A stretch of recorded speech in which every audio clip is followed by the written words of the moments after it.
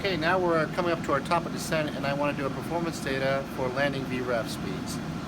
Here we're going to go to the, again, to the company, performance, and now landing list. Because I've already put a star arrival, it knows I'm going to be landing at Los Angeles. So we don't have any information here, so let's do a quick send. Give it a second here.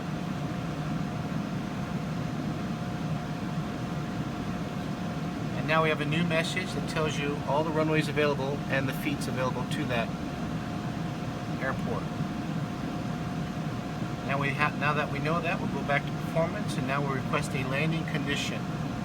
From here, we selected 24 right will be our landing runway. Winds, ATIS was showing 260 degrees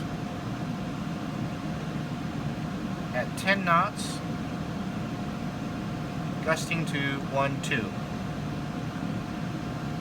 Outside temperature, we'll put in 15, and QNH was standard 2992. Zero fuel weight, again, you'll go back to your Sable sheet and verify the information. In this case, it was 364.6. We'll put that information there. Estimate fuel upon arrival, we have on the flight plan 179.7. And now it tells you your estimate landing weight will be 544.3. The new standard landing configuration will now be flaps 25 instead of 30. So if you're doing a normal landing, it'll be flaps 25. Page 2, you can select the different landing conditions such as anti-ice for engine and wing, en route icing, and visibility for normal landing. Now, if you decide to select Cat 2 or Cat 3, let me, for demonstration, I'll select that. The default flap setting will now go to flaps 30. Again, if I went to page 2 and select normal landing, the flap setting will then go back to flaps 25. Page 3, you can say the condition is dry, and as well as the runway condition is dry. You can also select good based on the braking actions, or wet, slush. If you decide to select any of these items, it'll have to be less than 10 degrees, and then you'll ask for a measurement of how much contaminant you have on the runway. Page 4 and 5 are non-normals. Okay, you can only have one on each, one for both pages. Alright, if you happen to do, for example, a single engine flaps landing, automatically it selects flaps 20 as a non-normal flap.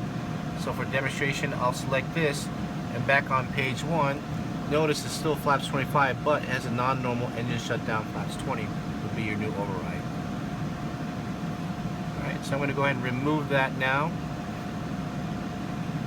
Notice you can also, if you had a performance issue, you can also select flaps 30. 30 for flaps, good point there. As long as your OPD allows it, you can do a single engine flaps 30 landing. Alright, so we're going to go back there, and let's go ahead and remove those two. We're just doing a normal landing, and now I'm ready to send the information here. Now this information you're going to get will only show you what the required landing distance will be based on the auto brake setting you will use. You will not get a VREF speed, unlike the OPT information. So, as this information is coming back, here we go. We got the winds parameter set on page 2. Here are your numbers. Notice number 2 doesn't have any information. That's because if you use auto brakes 2, it will not stop the aircraft in time. Alright, so now I'm ready to go back to my VREF page. Again, we'll go to index, approach. Need to change the gross weight. So in this case, we had an estimate landing weight of 544.3.